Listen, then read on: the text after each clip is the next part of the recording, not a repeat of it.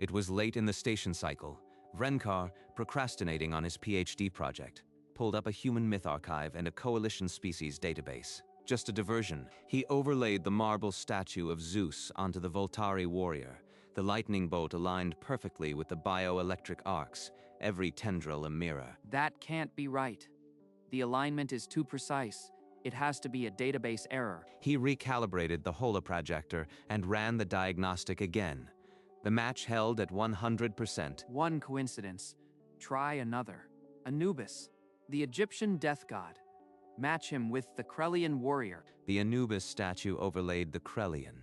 The snout, the ears, the posture, identical. 98% structural match. 2 matches, 2 separate cultures, 2 different species. This is not a coincidence. He stood, paced the tiny study. His 4 eyes never left the floating holograms as if they might betray him. If this is real, it means ancient humans met these species, and they remembered them as gods. He pulled up Hindu and Norse data. He would find the flaw.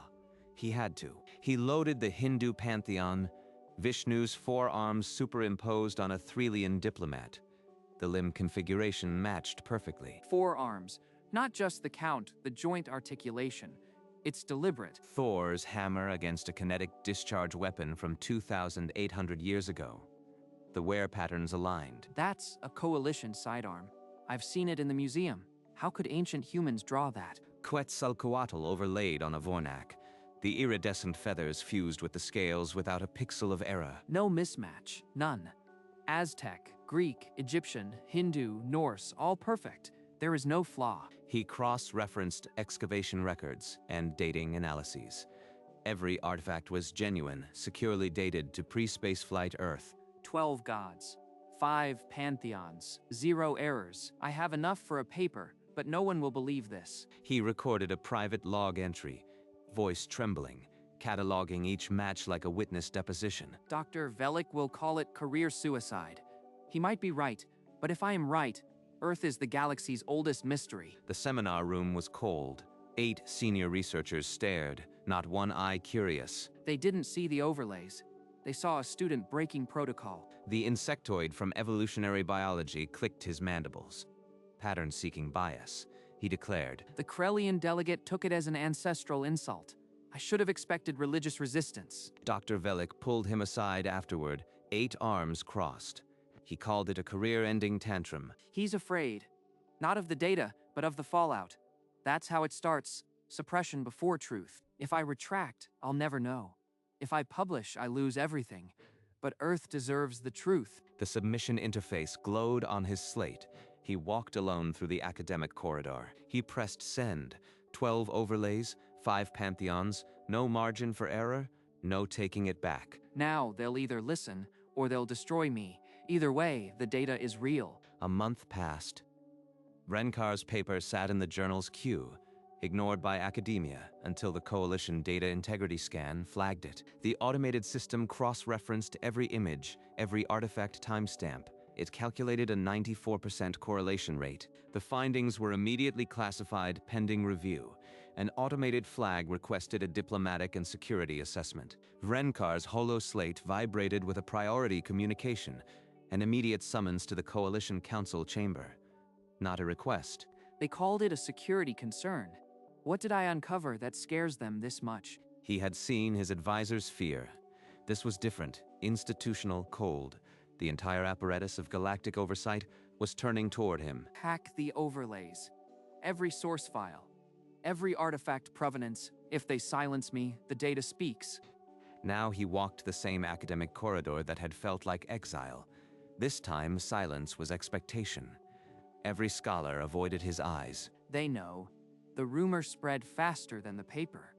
I am already a ghost in my own department. The council chamber doors loomed at the end of the access hall. Beyond them, answers or oblivion. The doors opened. Renkar stepped into the council chamber, a cathedral of species. All eyes synthetic or organic fixed on him. He activated his display. Pantheon overlays bloomed around him.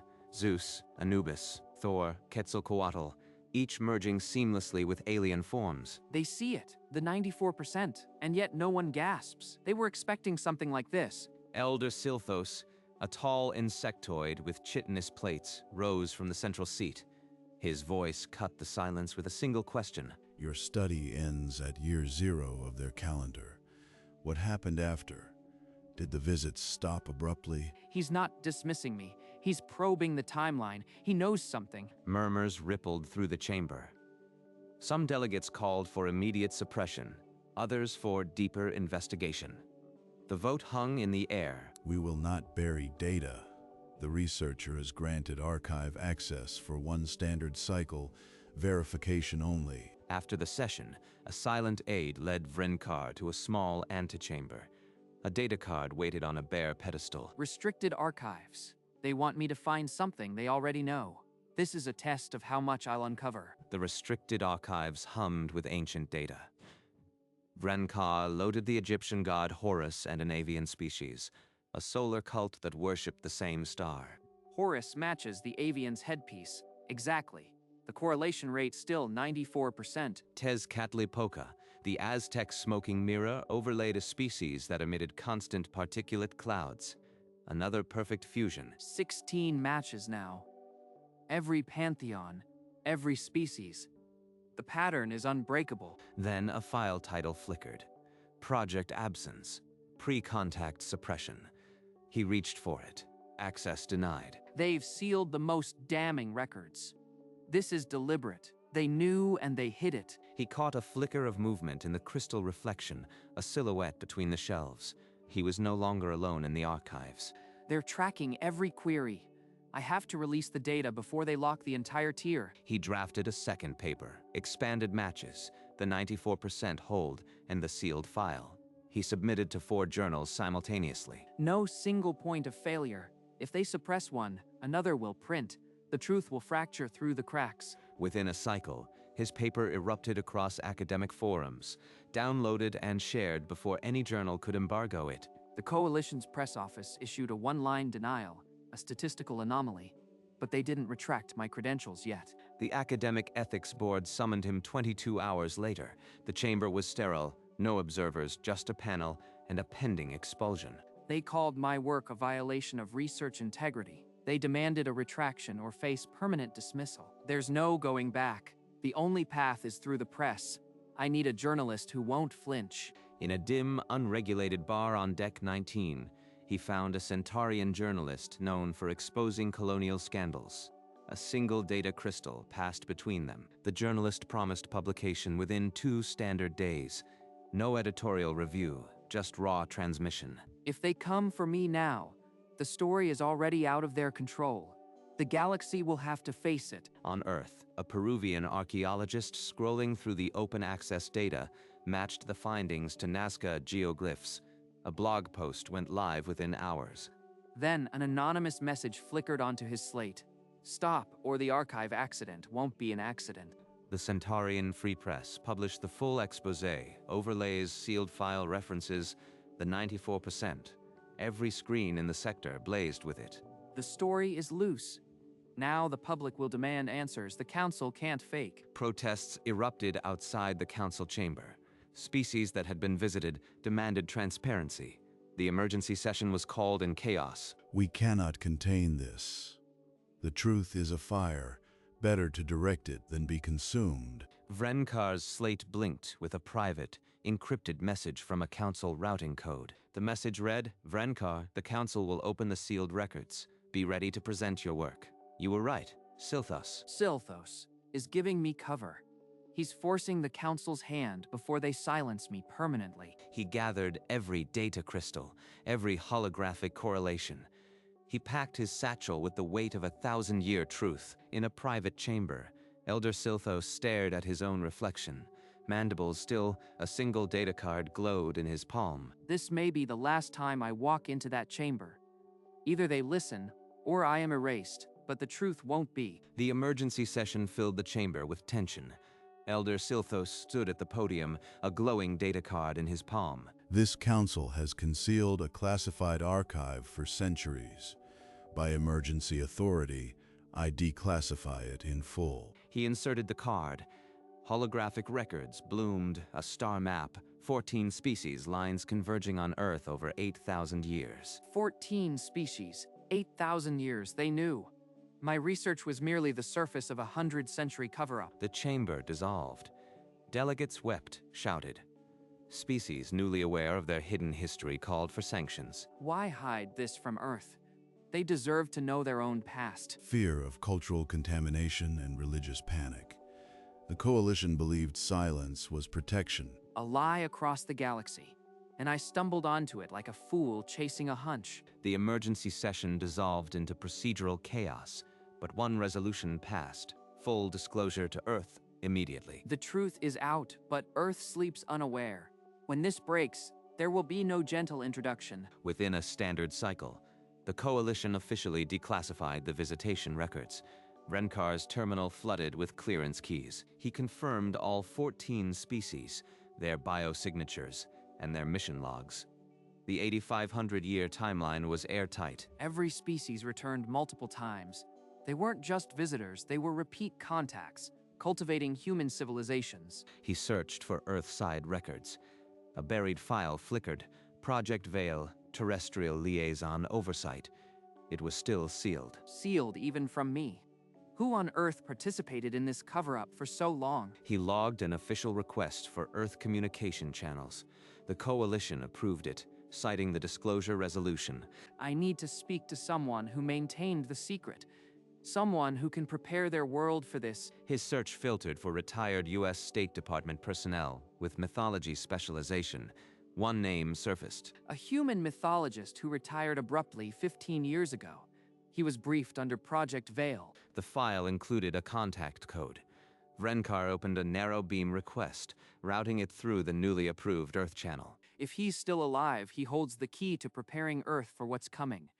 I have to reach him. The narrow beam connected.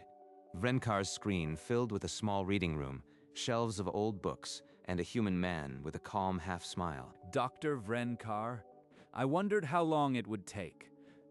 You've rattled some old ghosts. He's not surprised. He's been expecting the galaxy to uncover Earth's secret for half a century. Anthony held up a worn folder, stamped with a faded U.S. State Department seal, and a single word: Veil. Since Kennedy, every president was briefed.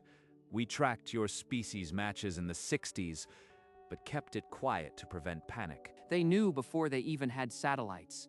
The cover-up predates their space age. Humanity's own government hid its history. We must reveal this. The coalition is already moving, but how do we tell billions of people their gods were visitors? Carefully. Religion is resilient. Many will adapt, but we need a controlled release, not a shattering shock. I can help. Renkar realized this was not just a scandal, it was a burden. Humans had guarded their own trauma. Now he would share the telling. Then let's begin. Together. The coalition broadcast began at coordinated noon, Earth time. Renkar's overlays, the star map, and Anthony's calm voice explaining Project Veil. For 2 hours, screens worldwide showed the impossible. Zeus as Voltari, Anubis as Krelian, Thor's hammer, a kinetic weapon. Silence gripped cities. Then, the Vatican issued a statement. A cardinal, reading from a document, called the visitors angels of a different form, sent to guide humanity. In Varanasi, a Hindu council gathered. They saw Vishnu's multiple arms and smiled, saying, "The divine manifests in many bodies. Now we know some were from the stars." Your faith is not broken. It is expanded. The gods were teachers, and they loved us enough to leave their mark. They're not panicking, they're adapting. Humanity is doing what it does best, making the unknown part of its story. In Cairo, an imam addressed his congregation, holding a hologram of the avian species that became Horus. These beings were not gods, but messengers of the one God. Vrenkar sat in his quarters, watching the feeds. His 4 eyes reflected a planet that had just rediscovered itself. They'll be all right. They always were. Now I need to decide where I belong. The first day ended. Protests were few. Instead, people gathered at ancient sites, holding candles, looking up. The Coalition Grand Academy offered him a tenure research chair, a wing dedicated to his findings, and a permanent security detail. Respectability at last. A gilded cage. They want me to be the symbol of their righteousness while I starve for the dust of ancient temples. He opened a channel to Anthony. The familiar library appeared, the old man's eyes patient as stone. They gave you a golden desk, but you haven't said yes. Your heart is already walking under the Acropolis sun. He sees through me. I've spent my life in archives. Now I need to touch the real stones, breathe the same air as the myths. Elder Silthos requested a private meeting before the transfer could go through. His tone on the hollow was heavier than before. Earth's gravity will age your bones. Their politics are a nest of vipers. Are you certain, young Vrenkar? I am certain. The truth they carved in marble, I will not study it from a sterile hallway. I will stand where they stood. He filed the transfer request. His quarters felt empty, but his mind was already in Athens, mapping each god to the stars. The shuttle ramp lowered onto Athenian tarmac. Vrenkar stepped into sunlight so bright it burned his 4 eyes, and the Acropolis rose white and sharp against the blue. It's real. The heat, the weight of the air, not a simulation. Those stones have stood for 3,000 years. At the arrival gate, Anthony held a handwritten sign, simply Vrenkar in careful coalition script. His cardigan was rumpled, his smile patient. Welcome home, Doctor. I've waited 30 years for someone to bring this truth. Let's begin. They drove through Athens in Anthony's old electric car. He pointed at the Acropolis like it was a family photo. Up there, the Parthenon. Zeus was remembered as a Voltari ambassador who could call lightning. The marble still sings his shape. Every balcony, every street vendor. This city breathes the myths I studied from a screen. I am walking inside the data. Anthony's home library was a cathedral of paper. Shelves bowed under weight, a single table cleared for 2, a window framing olive trees. This was Project Veil's archive. Now it's our war room. We'll map every god to the species who inspired them, one entry at a time. No more hearings. No more threats. Just the truth, written on paper and stone, waiting to be remembered. They began with the Sumerians. Anthony spread cuneiform tablets on the desk, while Vrenkar pulled up aquatic species from the Coalition database. The match was unsettlingly precise. Enki's fish skin cloak. The water breather motif. It's an amphibious species the Coalition lost contact with 5,000 years ago. They were here. Anthony unearthed a brittle manuscript from a locked iron chest, a 12th century Icelandic codex, and cross-referenced it with Coalition diplomatic logs. Here, the Edda's Thrym's wedding. Thor disguised as a bride to retrieve his hammer. The kinetic weapon was stolen during a negotiation feast in 800 BCE. They worked into every season. The olive tree outside bore fruit and lost its leaves. 12 more pantheons emerged, each a fragment of galactic memory. Some of these visitors came as teachers, others as traders.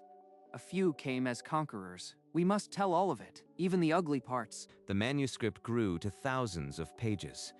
Anthony's handwriting mixed with Vrenkar's data printouts. They called it The Visitors. Once we publish, every temple will become a museum of interstellar diplomacy. Are we ready for that burden? We are not the ones who should decide. The truth is a debt we owe to the ancient ones who remembered. They sent the final draft to the Coalition, requesting a presentation slot at the next summit. The wait began. The Grand Assembly fell silent as Vrenkar and Anthony stepped onto the central dais, the manuscript of the visitors glowing between them. We present the complete record.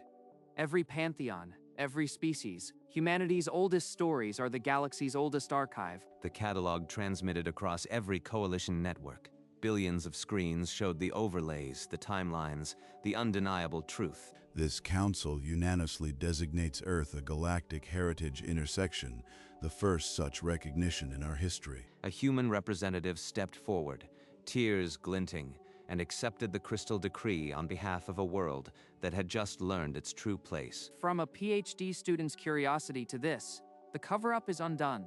Earth is no longer a lost planet, but a crossroads. Anthony stood beside him, nodding quietly, his life's secret work vindicated in front of the galaxy. The encyclopedia was placed in the Coalition Central Archive, a permanent testament to the visitors and the humans who remembered. We did it.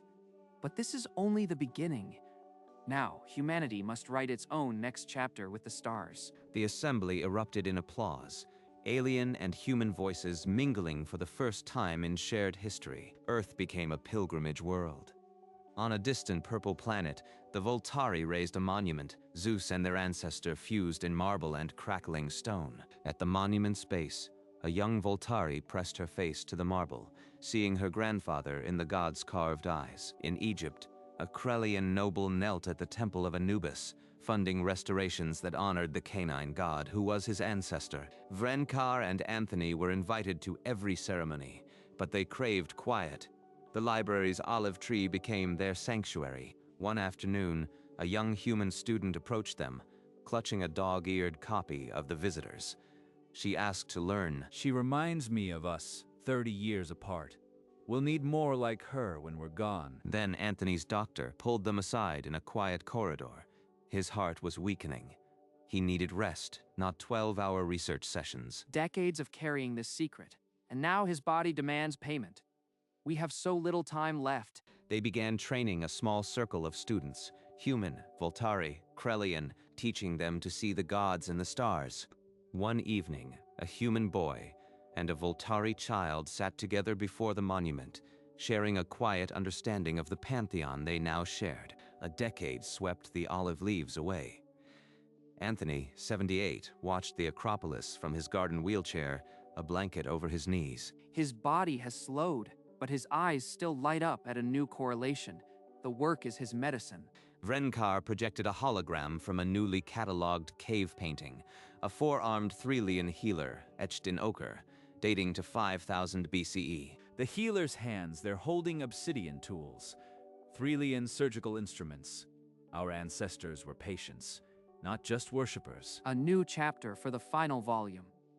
I'll finish it for him, even if he can't hold the pen. They sat in silence as the sun bled orange behind the Parthenon.